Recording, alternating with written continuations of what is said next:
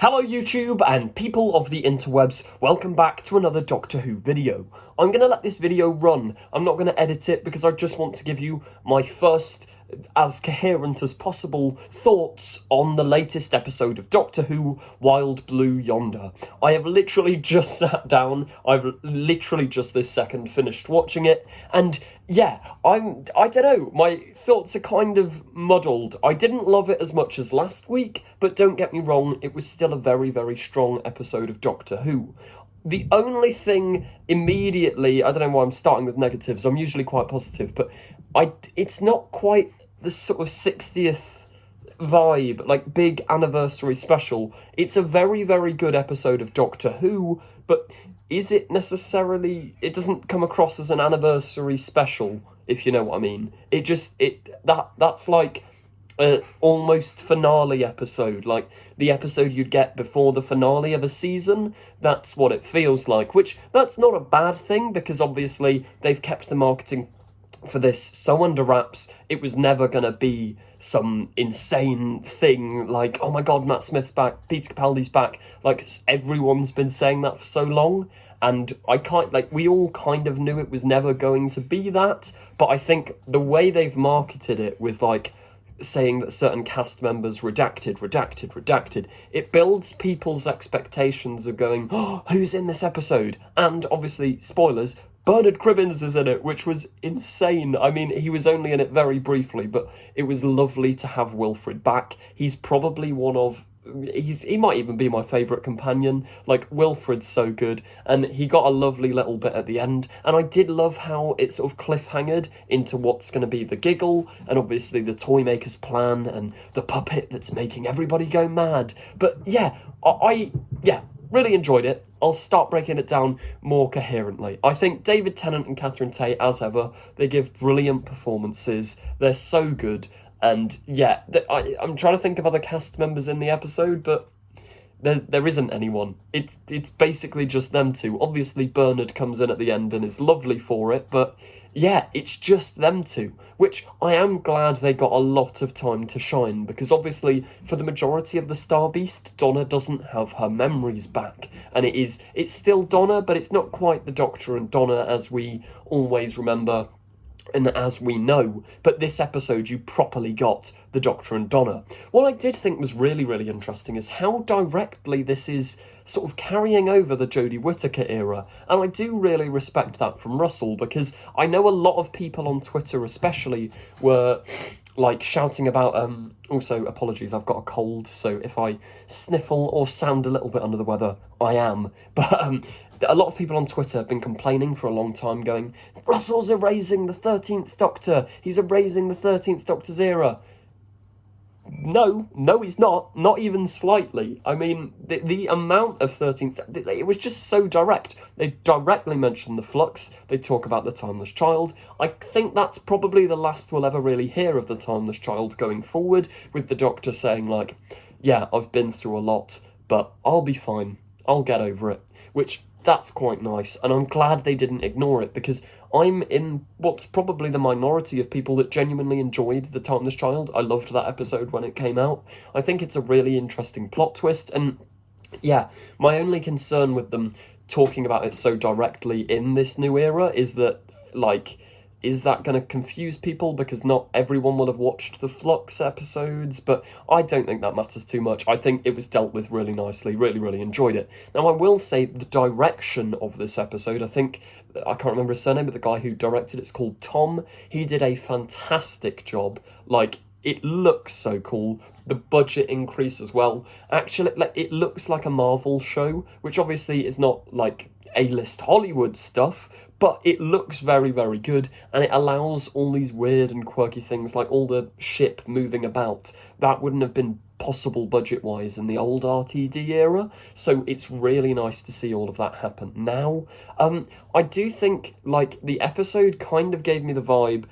It was made after the sort of lockdown pandemic restrictions, but it kind of gave me the vibe of an episode you would write during COVID, or to film under COVID conditions, which, to be fair, Russell probably was writing during the COVID problems, so yeah, it did have a little bit. I suppose you could argue that what I'm saying is waffle, because there's episodes like Heaven Sent that have a very similar thing where it's just the Doctor for the entire episode. But I don't know, it felt. I don't know. I prefer Doctor Who when it's really like big bombastic stuff like last week and what we're setting up for next week. That's not to say it always needs to be like that, and that is just a personal preference. But yeah, I did love the character stuff in this episode, because without having such strong characters and such like bonds between the Doctor and Donna, and obviously Wilfred at the end, I don't think you'd have achieved something that was ultimately this enjoyable and this captivating. Because I will admit as well, I had no idea it was about to end. One of the reasons I came away ever so slightly disappointed was because it just stopped.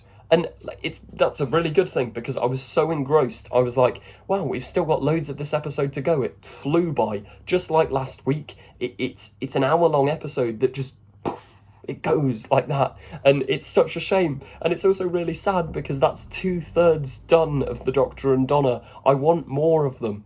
They're so good together. Like, in the words of Jodie Whittaker from Power of the Doctor, I need more time. But no, they're really good, really enjoyable performances. I love the little robot. I wish he got a little bit more to do, maybe even speaking or something, because he was really funky, really cool. I did love the weirdness of it. I think that's something, when people kept describing it as something Doctor Who's never done before, I see where they were coming from.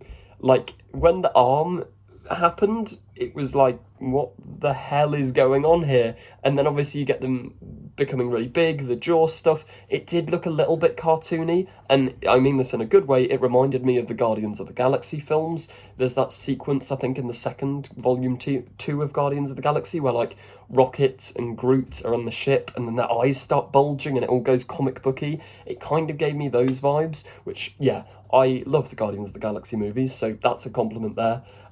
Yeah, I don't know. It's difficult. Like, the part where he left Donna at the end, like, that made me kind of confused. Like, was that part of the plan, or was he literally just going to leave Donna there? Like, if the fake Donna had acted like the real Donna, would the real Donna have just died? Like, I did get terrified for a second that she was going to die. Luckily, she didn't, because that would just be too sad for words. But yeah, no, I'm intrigued. Enjoyed it. Very, very solid episode of television. As I say, the only thing I think they didn't do well, which is no one on the production's fault necessarily, more marketing, it was marketed really strangely.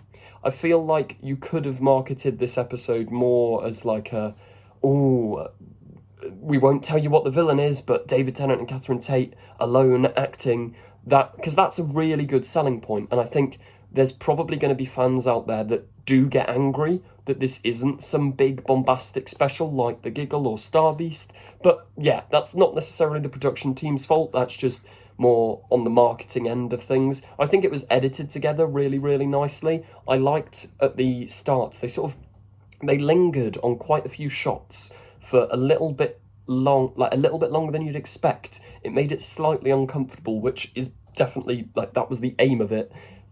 Yeah, that was really, really nice. Editing, directing, performances, really fantastic. I do think there were a couple of times where, like, I don't know, it was almost a bit too cartoonish, and yeah, but I don't know, it's Doctor Who. Doctor Who's very camp. Doctor Who's, yeah. I predicted, as soon as Russell put on about the apple at the, like, he put these emojis on his Instagram, and an apple was to describe the start of the episode. As soon as he put that on, I thought, oh, Isaac Newton. And then obviously it was Isaac Newton, which I loved that bit at the start. That was so Doctor Who. I absolutely love. It's one of my favourite things the classic era does, is when you take an actual historical event and sort of Doctor Whoify it. And yeah, they Doctor Whoified Isaac Newton, which I thought that was really, really fun. I'm trying to remember what else, because the majority of the episode, as I say, it flew by for me. I didn't realise we were sort of nearing the end. Set design's really cool. Props are really cool. The new TARDIS I actually liked a lot more this week. That's not to say I didn't like it last week, because I still thought it looked great. But this week especially, there was just, I don't know, it looked so cool, so TARDIS-y. That's a new word that I'm coining. Yeah, the Doctor and Donna, they're fantastic. I really don't want it to end. Like last week's the final, David Tennant, Catherine Tate, 60th special. But on the flip side of that, I cannot wait for Ncuti Gatwa. Like all the stuff we've been getting, the Church on Ruby Road coming this Christmas, it looks so exciting. But as ever, those are my first initial thoughts and reaction. I will have a longer sort of style review coming, I think probably tomorrow afternoon, where I'm going to have like a little panel of other reviewing people to discuss tonight's episode. But as ever, let me know your comments in the let me know your thoughts in the comments section down below. Thank you very much for watching, and goodbye.